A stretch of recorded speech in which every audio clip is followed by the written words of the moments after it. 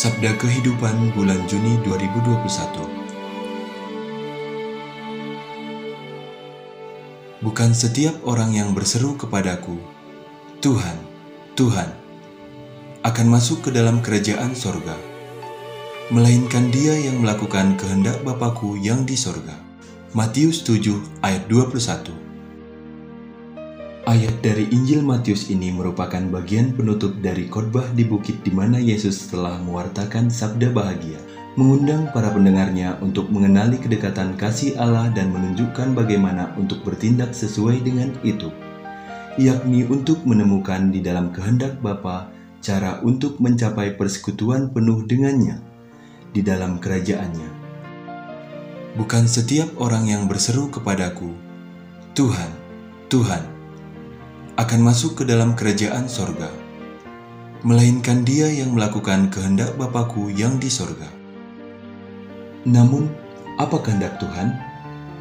Bagaimana kita bisa mengetahuinya?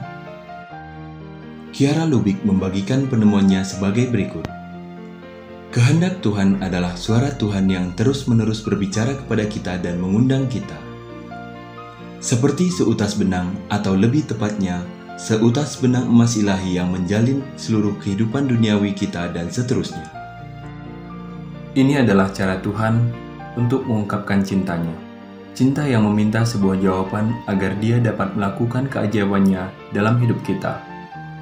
Kehendak Tuhan adalah bagaimana kita seharusnya, keberadaan kita yang sebenarnya, pemenuhan kita.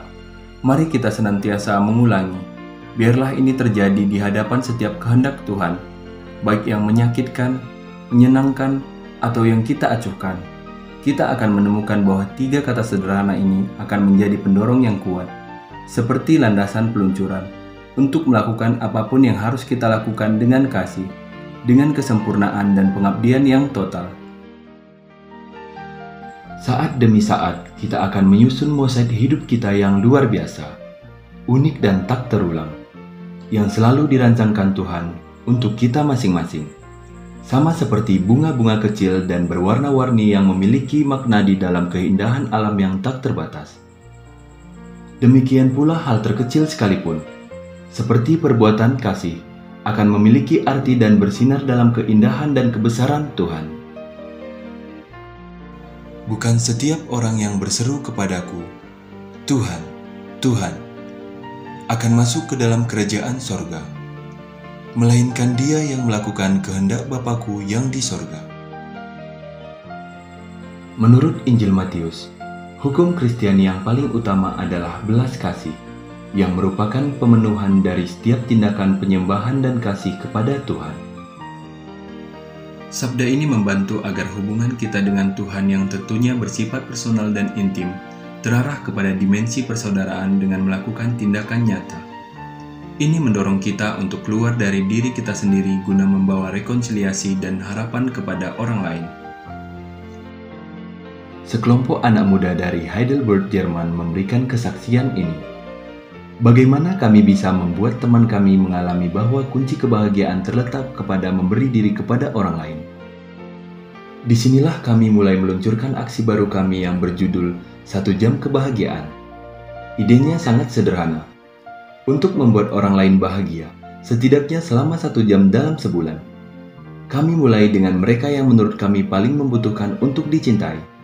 Dan dimanapun kami menawarkan ketersediaan kami, pintu selalu terbuka lebar. Jadi, di taman kami mengajak beberapa orang lanjut usia berjalan-jalan dengan mendorong mereka di atas kursi roda. Atau saat di rumah sakit, di mana kami bermain dengan anak-anak atau berolahraga dengan orang-orang cacat. Mereka sangat bahagia, tetapi seperti yang dijanjikan oleh aksi itu sendiri, kami bahkan lebih bahagia. Dan bagaimana dengan teman-teman kami yang diundang untuk berpartisipasi? Awalnya mereka hanya ingin tahu saja, tetapi sekarang mereka telah mencoba membuat orang lain bahagia. Mereka setuju dengan kami, bahwa kebahagiaan bisa diberikan dan bahkan lebih bisa dirasakan. Bukan setiap orang yang berseru kepadaku, Tuhan, Tuhan, akan masuk ke dalam kerajaan sorga, melainkan dia yang melakukan kehendak Bapa-Ku yang di sorga.